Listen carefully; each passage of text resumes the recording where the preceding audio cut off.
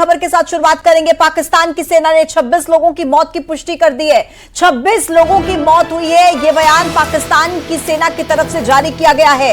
रात को 1:05 से लेकर 1:30 यानी कि 25 मिनट के अंदर जिस तरीके से भारत की सेना ने जाकर अपना बदला पूरा किया, उसके बाद देखिए पाकिस्तान की सेना की तरफ से यह बयान जारी किया गया है। यह बताया गया है कि 26 लोगों की मौत की पुष्टि हो चुकी है, यानी कि जो भारत की तरफ से स्ट्राइक की गई उसमें पाकिस्तान सेना ये कह रही है, कबूल रही है कि 26 लोगों की जान गई है। इससे पहले भी पाक आर्मी ने यह कहा था कि 6 जगहों पर 24 जगह पर भारत की तरफ से हमले किए गए, जिसमें 8 लोगों की मौत की पुष्टि पहले वो करते हुए नजर आ रहे थे। और अब पाकिस्तान सेना की तरफ से यह क्लियर कहा गया है कि 26 लोगों की इस हमले में जान गई है।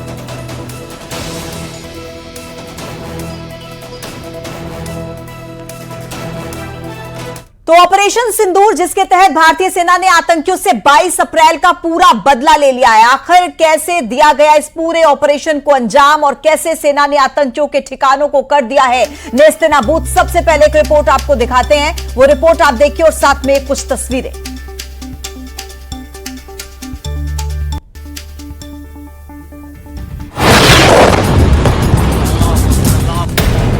तारीख 7 मई, रात 1:05, ऑपरेशन सिंदूर।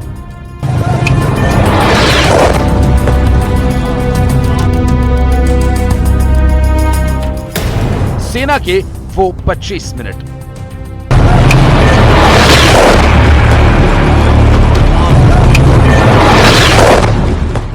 जब देश नींद में था तो पाकिस्तान की नींद उड़ाने वाली उस स्ट्राइक को अंजाम दिया गया, जिसकी दहशत पाकिस्तान को रह रह कर सता रही थी।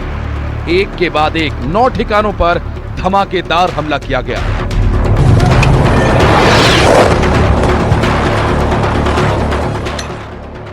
इस हमले को बहुत बड़ी प्लानिंग के तहत अंजाम दिया गया। खबर है कि आतंकी अपने हाइडआउट से शिफ्ट होने ही वाले थे, लेकिन इससे पहले कि वो भाग पाते, भारतीय सेना ने ताबड़तोड़ स्ट्राइक कर आतंकियों के मंसूबों को धराशायी कर दिया।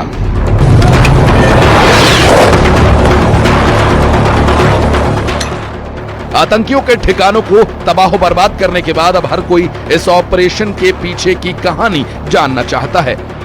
और उन 25 मिनट्स की कहानी विदेश सचिव विक्रम मिस्री, कर्नल सोफिया कुरैशी और विंग कमांडर व्योमिका सिंह ने प्रेस कॉन्फ्रेंस में बताई। पूरे ऑपरेशन को परत दर परत मीडिया के सामने रखा। एक समूह ने खुद को रेजिस्टेंस फ्रंट TRF कहते हुए इस हमले की जिम्मेदारी ली है। यह समूह संयुक्त राष्ट्र द्वारा प्रतिबंधित पाकिस्तानी आतंकवादी समूह लश्कर-ए-तैयबा से जुड़ा हुआ है। यह उल्लेखनीय है कि भारत ने मई और नवंबर 2024 में संयुक्त राष्ट्र की 1267 कमेटी की सैंक्शंस मॉनिटरिंग टीम को अर्धवार्षिक रिपोर्ट प्रस्तुत की थी, जिसमें TRF के बारे में साफ इनपुट दिए गए थे। इससे पाकिस्तान स्थित आतंकवादी समूहों के लिए कवर के रूप में TRF की भूमिका सामने आई थी। इससे पहले भी दिसंबर 2023 में भारत ने इस टीम को लश्कर-ए-तैयबा और जैश-ए-मोहम्मद के बारे में सूचित किया था, जो TRF जैसे छोटे आतंकवादी समूहों के माध्यम से अपनी गतिविधियों को संचालित कर रहे हैं। इस संबंध में 25 अप्रैल को UN सिक्योरिटी काउंसिल प्रेस वक्तव्य में TRF के संदर्भ को हटाने के लिए पाकिस्तान के दबाव पर भी ध्यान दिया जाना चाहिए। कर्नल सोफिया कुरैशी ने बताया कि कैसे रात 1:05 से लेकर 1:30 के बीच आतंकियों के 9 ठिकानों को तबाह बर्बाद कर दिया गया। सवाई नाला कैंप मुजफ्फराबाद, जो कि POJK के लाइन ऑफ कंट्रोल से 30 किलोमीटर दूर है, यह एक लश्कर-ए-तैयबा का ट्रेनिंग सेंटर था। 20 अक्टूबर 2024 सोनमर्ग, 24 अक्टूबर 24 गुलमर्ग, 22 अप्रैल 2025 पहलगाम, इन हमलों के आतंकियों ने यहीं से प्रशिक्षण लिया था।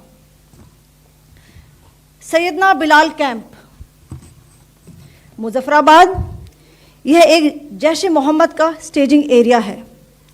यह हथियार, विस्फोटक और जंगल सर्वाइवल ट्रेनिंग का केंद्र भी था। गुलपुर कैंप कोटली, यह एलओसी से 30 किलोमीटर दूर था। लश्कर-ए तोयबा का बेस था जो रजौरी पुंछ में सक्रिय था।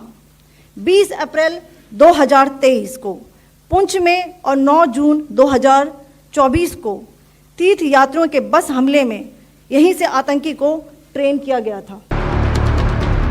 भारतीय सेना ने पहलगाम हमले का बदला लेते हुए प्रतिबंधित आतंकवादी संगठन जैश-ए-मोहम्मद, लश्कर-ए-तैयबा के ठिकानों को नेस्तनाबूद कर दिया और साफ संदेश दिया कि अब आतंकवाद किसी भी कीमत पर बर्दाश्त नहीं किया जाएगा।